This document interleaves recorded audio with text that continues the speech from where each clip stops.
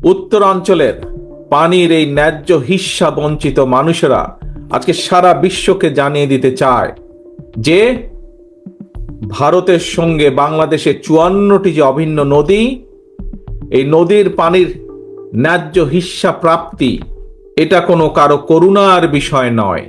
এটা আন্তর্জাতিক আইন অনুযায়ী এটি বাংলাদেশের প্রাপ্য, এটি বাংলাদেশের মানুষের প্রাপ্য। অথচ আমরা কি দেখছি? আন্তর্জাতিক নদী আইন, তিস্তা নদীর পানির ন্যায্য পাওনা আদায়ের জন্য আজকে আমাদেরকে আন্দোলন করতে হচ্ছে। বাংলাদেশের মানুষকে তথা উত্তরাঞ্চলের মানুষকে আজ আন্দোলন করতে হচ্ছে। এই পানি বন্টন নিয়ে আমাদের প্রতিবেশী দেশ বাংলাদেশের মানুষের সাথে অপ্রতিবেশীমূলক আচরণ করেই চলেছে। আপনাদের সকলের জানা আছে, আজকে প্রায় 50 বছর হলো ফারাক্কার অভিশাপ থেকে বাংলাদেশ মুক্তি পায় নাই। এখন আবার তিস্তা বাংলাদেশের জন্য আরেকটা অভিশাপ হিসাবে দেখা দিয়েছে। সব আন্তর্জাতিক আইন লঙ্ঘন করে আমাদের প্রতিবেশী উজানের গজলডোবায় একটা বাঁধ নির্মাণ করেছে, করে তিস্তার এই স্বাভাবিক পানি প্রবাহকে তারা নিয়ন্ত্রণ করে চলেছে। তাদের এই অপ্রতিবেশীমূলক আচরণের কারণে আজকে উত্তরাঞ্চলের লাখো কোটি জনগণ বন্যায় খরায় দুর্বিষহ জীবন পার করছে। পানির অভাবে তিস্তার বুকে আজকে ধু ধু বালুচর।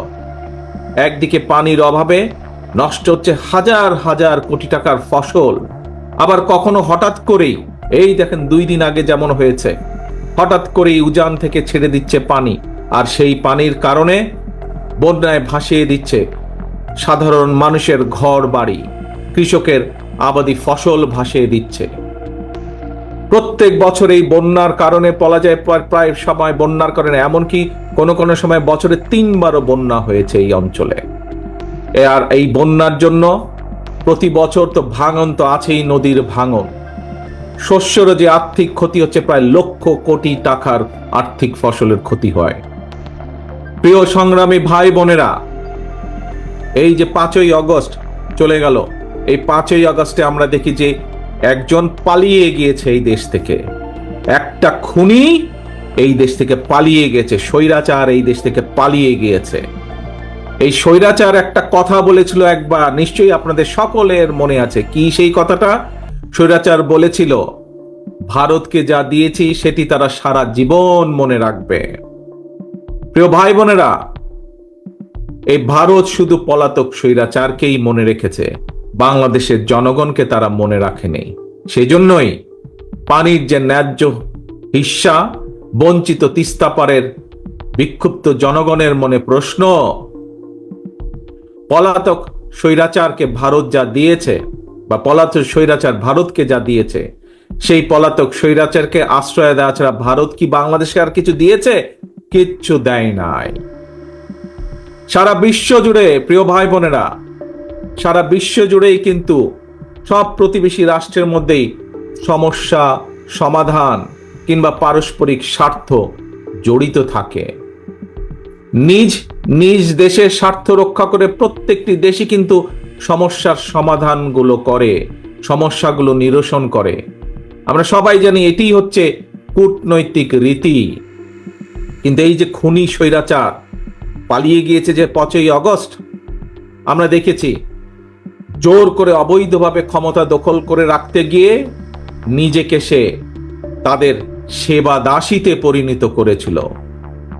বাংলাদেশ ভারত যৌথ নদী কমিশন এবং জাতীয় নদী রক্ষা কমিশন পর্যন্ত সম্পূর্ণ অকার্যকর রেখেছিল।